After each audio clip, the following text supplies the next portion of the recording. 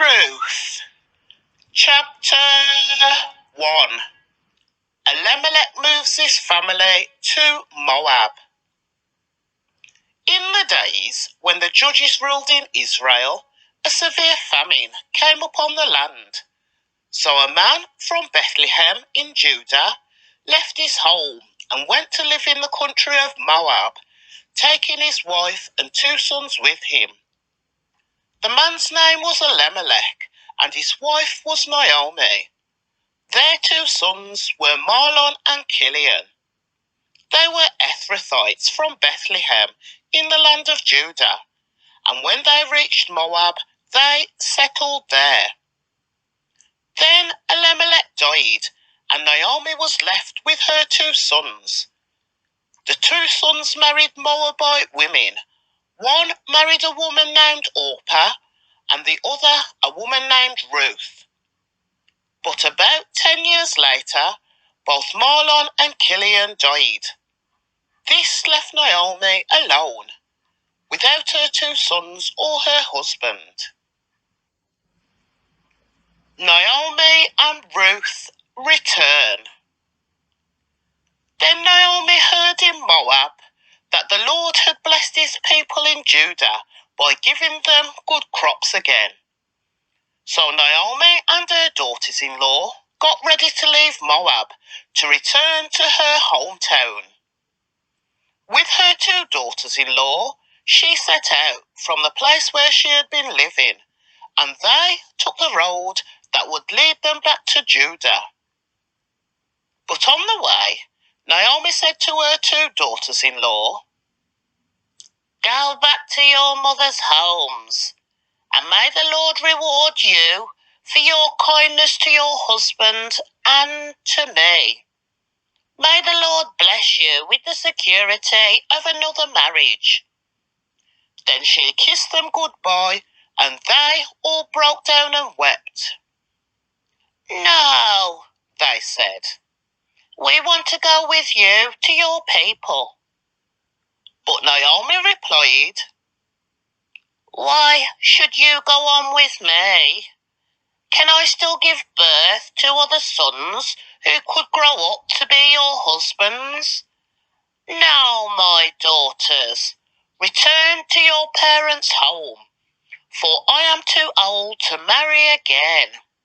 And even if it were possible, and I were to get married tonight and bear sons, then what? Would you wait for them to grow up and refuse to marry someone else?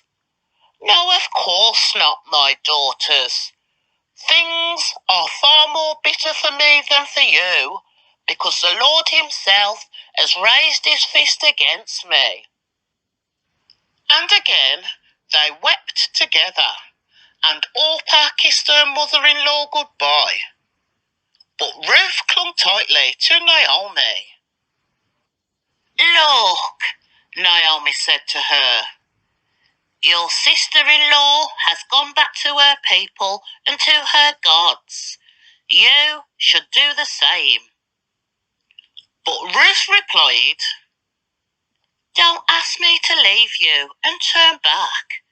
Wherever you go, I will go. Wherever you live, I will live. Your people will be my people, and your God will be my God. Wherever you die, I will die, and there I will be buried. May the Lord punish me severely if I allow anything but death to separate us." When Naomi saw that Ruth was determined to go with her, she said nothing more. So the 2 of them continued on their journey. When they came to Bethlehem, the entire town was excited by their arrival. "Is it really you, Naomi?" the woman asked.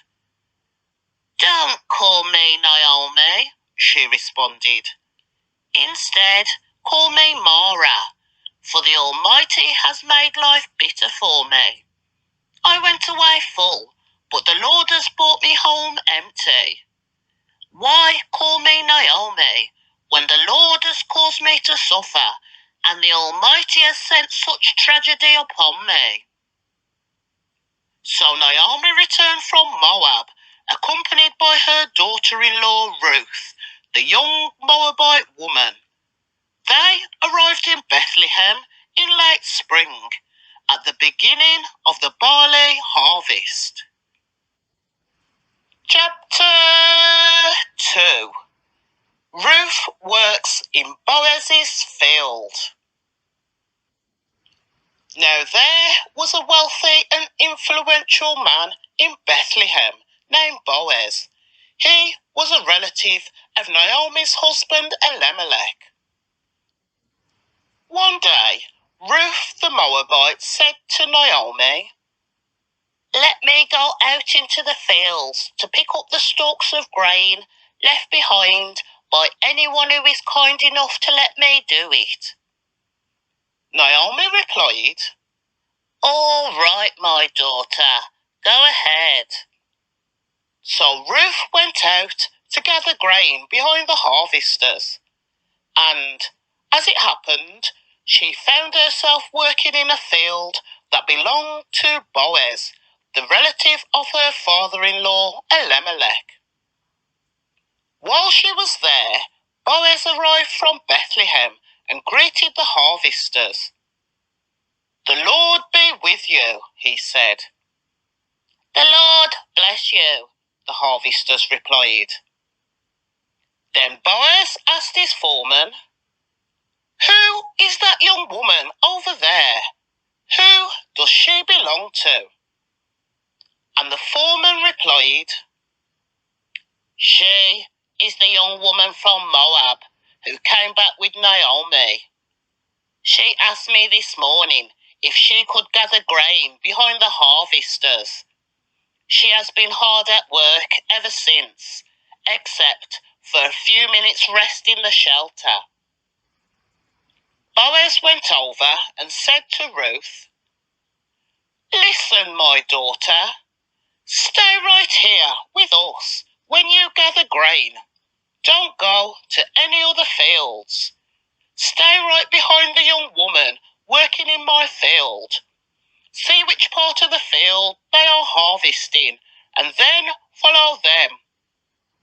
I have warned the young men not to treat you roughly, and when you are thirsty, help yourself to water. They have drawn it from the well." Ruth fell at his feet and thanked him warmly. "What have I done to deserve such kindness?" she asked. "I am only a foreigner." "Yes, I know," Boaz replied, "but I also know about everything you have done for your mother-in-law since the death of your husband. I have heard how you left your father and mother and your own land to live here among complete strangers. May the Lord, the God of Israel, under whose wings you have come to take refuge, reward you fully for what you have done." "I hope I continue to please you, sir," she replied. "You have comforted me by speaking so kindly to me, even though I am not one of your workers." At mealtime, Boaz called to her, "Come over here and help yourself to some food. You can dip your bread in the sour wine." So she sat down with his harvesters, and Boaz gave her some roasted grain to eat. She ate all she wanted and still had some left over. When Ruth went back to work again, Boaz ordered his young men, "Let her gather grain among the sheaves without stopping her, and pull out some of the heads of barley from the bundles and drop them on purpose for her. Let her pick them up, and don't give her a hard time." So Ruth gathered barley there all day, and when she beat out the grain that evening, it filled an entire basket. She carried it back into town and showed it to her mother-in-law. Ruth also gave her the roasted grain that was left over from her meal. "Where did you gather all this grain today?" Naomi asked. "Where did you work? May the Lord bless the one who helped you." So Ruth told her mother-in-law about the man whose field she had worked. She said, "The man I work with today is named Boaz." "May the Lord bless him," Naomi told her daughter-in-law. "He is showing his kindness to us as well as to your dead husband. That man is one of our closest relatives, one of our family redeemers."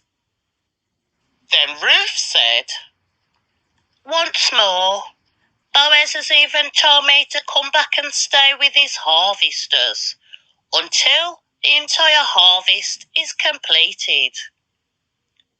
"Good," Naomi exclaimed. "Do as he said, my daughter. Stay with his young women right through the whole harvest. You might be harassed in other fields, but you'll be safe with him." So Ruth worked alongside the women in Boaz's field and gathered grain with them until the end of the barley harvest. Then she continued working with them through the wheat harvest in early summer, and all the while she lived with her mother-in-law. Chapter 3. Ruth at the threshing floor. One day, Naomi said to Ruth, "My daughter, it's time that I found a permanent home for you, so that you will be provided for. Boaz is a close relative of ours, and he's been very kind by letting you gather grain with his young women. Tonight he will be winnowing barley at the threshing floor. Now do as I tell you. Take a bath and put on perfume and dress in your nicest clothes. Then go to the threshing floor. But don't let Boaz see you until he has finished eating and drinking. Be sure to notice where he lies down. Then go and uncover his feet and lie down there. He will tell you what to do." "I will do everything you say," Ruth replied. So she went down to the threshing floor that night and followed the instructions of her mother-in-law. After Boaz had finished eating and drinking and was in good spirits, he lay down at the far end of the pile of grain and went to sleep. Then Ruth came quietly, uncovered his feet and lay down. Around midnight, Boaz suddenly woke up and turned over. He was surprised to find a woman lying at his feet. "Who are you?" he asked. "I am your servant Ruth," she replied. "Spread the corner of your cover over me, for you are my family redeemer." "The Lord bless you, my daughter," Boaz exclaimed. "You are showing even more family loyalty now than you did before, for you have not gone after a younger man, whether rich or poor. Now don't worry about a thing, my daughter. I will do what is necessary, for everyone in town knows that you are a virtuous woman. But while it is true that I am one of your family redeemers, there is another man who is more closely related to you than I am. Stay here tonight, and in the morning I will talk to him. If he is willing to redeem you, very well, let him marry you."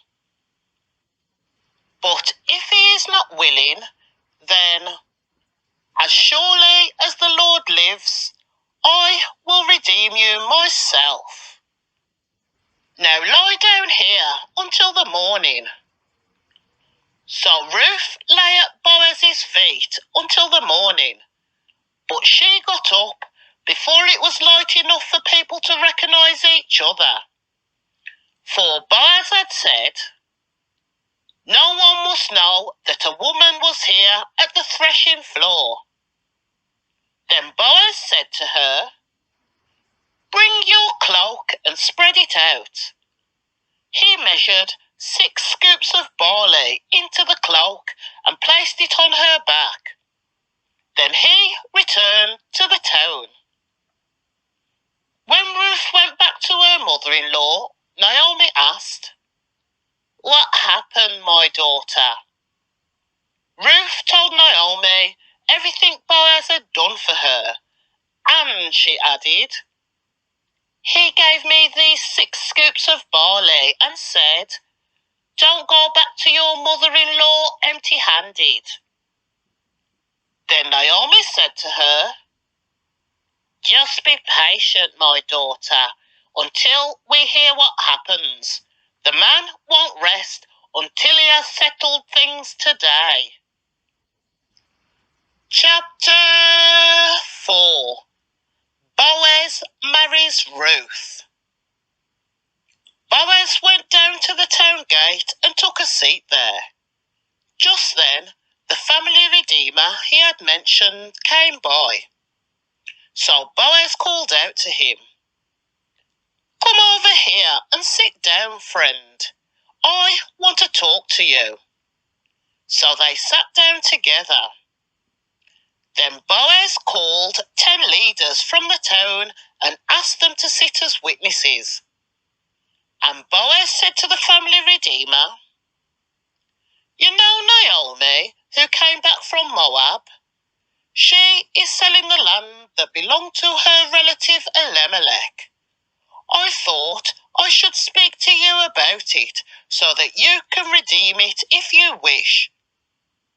If you want the land, then buy it here in the presence of these witnesses. But if you don't want it, let me know right away, because I am next in line to redeem it after you." The man replied, "All right, I'll redeem it." Then Boaz told him, "Of course, your purchase of land from Naomi also requires that you marry Ruth, the Moabite widow. That way, she can have children who will carry on her husband's name and keep the land in the family." "Then I can't redeem it," the family redeemer replied, "because this might endanger my own estate. You redeem the land. I cannot do it." Now, in those days, it was the custom in Israel for anyone transferring a right of purchase to remove his sandal and hand it to the other party. This publicly validated the transaction, so the other family redeemer drew off his sandal as he said to Boaz, "You buy the land." Then Boaz said to the elders and the crowd standing around, "You are witnesses that today I have bought from Naomi all the property of Elimelech, Kilion, and Mahlon, and with the land I have acquired Ruth, the Moabite widow of Mahlon, to be my wife. This way she can have a son to carry on the family name of her dead husband and to inherit the family property here in his hometown. You are all witnesses today." Then the elders and all the people standing in the gate replied, "We are witnesses.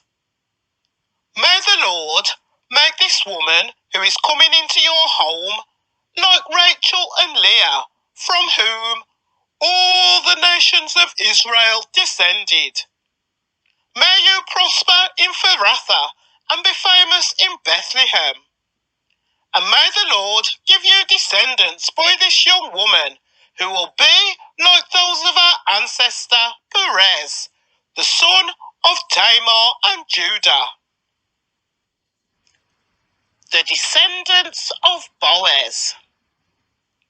So Boaz took Ruth into his home, and she became his wife. When he slept with her, the Lord enabled her to become pregnant, and she gave birth to a son. Then the woman of the town said to Naomi, "Praise the Lord, who has now provided a redeemer for your family. May this child be famous in Israel. May he restore your youth and care for you in your old age. For he is the son of your daughter-in-law who loves you and has been better to you than 7 sons." Naomi took the baby and cuddled him to her breast, and she cared for him as if he were her own. The neighbour woman said, "Now, at last, Naomi has a son again." And they named him Obed. He became the father of Jesse and the grandfather of David. This is the genealogical record of their ancestor Perez. Perez was the father of Hezron. Hezron was the father of Ram. Ram was the father of Aminadab. Aminadab was the father of Nahshon. Nahshon was the father of Salmon. Salmon was the father of Boaz. Boaz was the father of Obed. Obed was the father of Jesse. Jesse was the father of David.